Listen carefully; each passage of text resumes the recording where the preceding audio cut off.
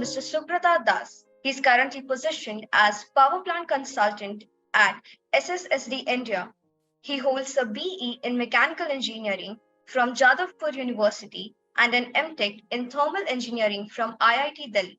He has more than 35 years of experience in the industry.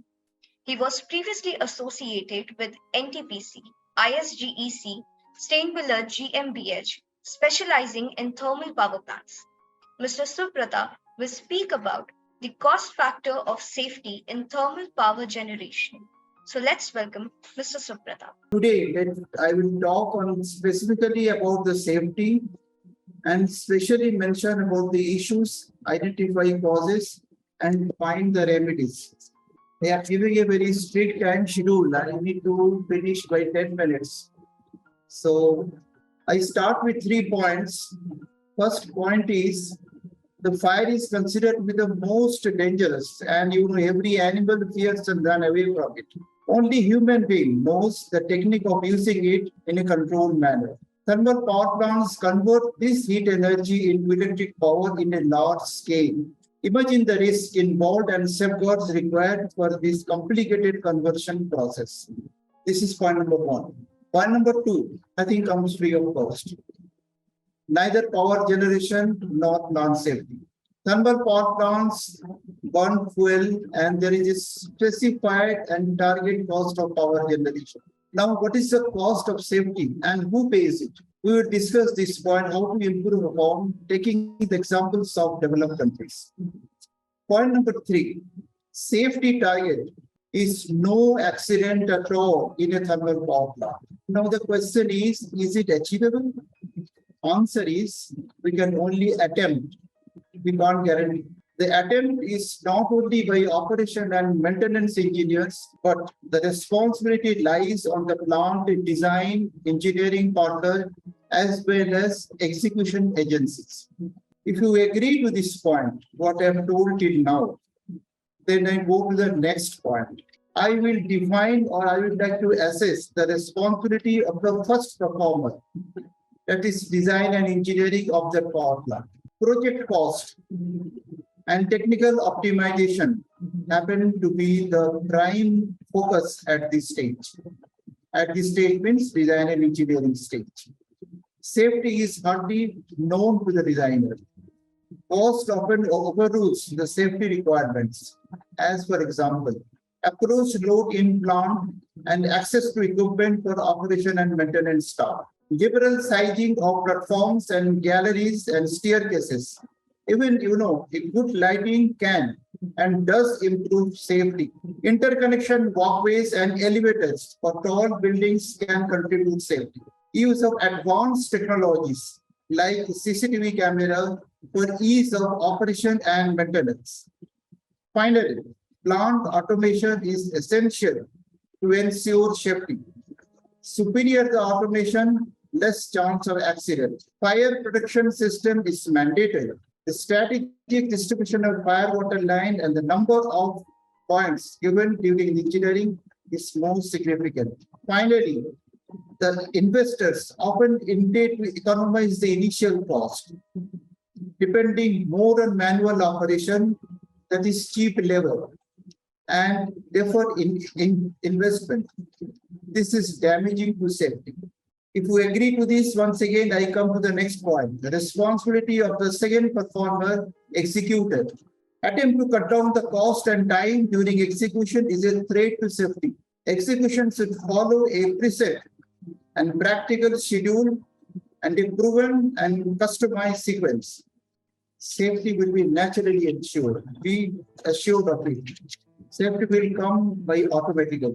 Safety briefing by the plant safety officers to the workmen should be in the local language and very specific to the plant and the local area. Instead of general guidelines, we should talk and show the precautions for their area and very, very specific to the plant. Safety is not just wearing helmet. Of course, helmet is compulsory and so many other things we should wear in the plant as we are wearing the shirt. This means the workers should be equipped and trained to apply their mind and to exhibit reflexes to overcome the unforeseen conditions. The execution team should follow a pre-planned and engineered erection activities on daily basis. This means man, material, machinery should be readily available at site every day. No unscheduled and extra tasks should be taken up. The voice of commander should be loud and clear. Only one leader should guide the entire execution team and get the target work done. Now coming back, when the plant starts operating, that is the third performer, that is operation staff, operating engineers of the plant. What are their responsibilities? What do they really do?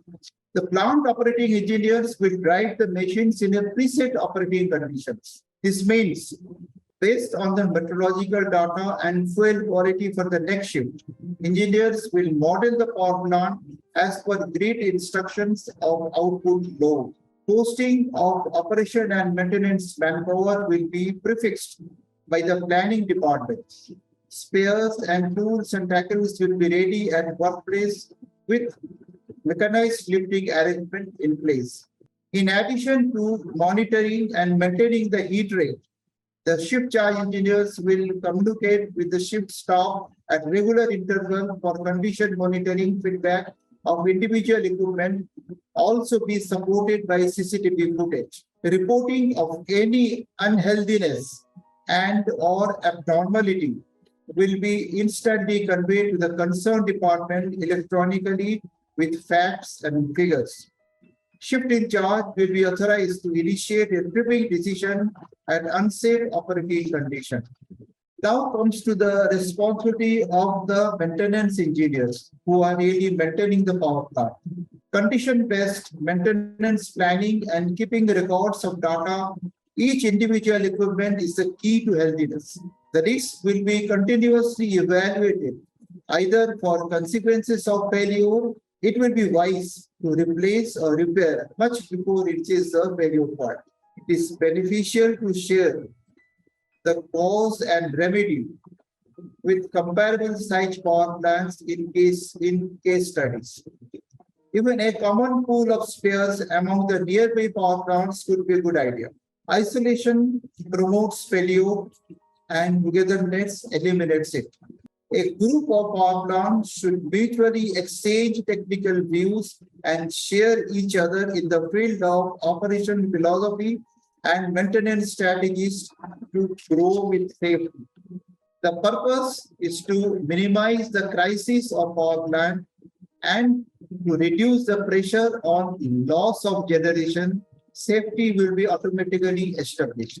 Now the responsibility of the safety officer. Instead of behaving and becoming an unproductive cost center, the safety officer is likely to be a part of productivity. Even if a single accident is prevented, it will benefit the plant involved. The human, I mean the worker, is often accounted cheaper than the selling price of electricity. These are examples when workers are compelled to work at risky environment to avoid shutdown. Need to revisit this culture. While country is advancing and the plants are being modernized, should we still stick into their old practices? Find an answer how to reduce the working environment of your plant. Now, types of accidents which we have seen for the last few decades. There are two types of victims. One is the plant's own employees, or the somebody who has come from outside and working in the plant in a temporary basis. In the first case, the plant operating engineer sometimes knowingly enters into risk zone. But for type 2, they unknowingly suffers the accident. The reason for the first category is pressure of beating the target. And the reason for category 2 is lack of knowledge. The remedy for category 1 is set achievable target in planning. And this target should be fixed and achievable. For remedy for the type number 2 is educate and caution external people who are coming to your plant. This is from my side. I will summarize what I have spoken in 3 points.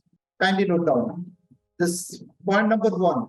Safety should not be just limited with posters like within plant premises and briefing at entry gates. It is to be determined and designed for. Like any other item, safety also have a cost. Lower the investment, higher is the risk. The duties and the responsibilities of engineers are to inbuild in the safety right from the basic engineering stage. Plant O&M engineers to inherit and exercise it.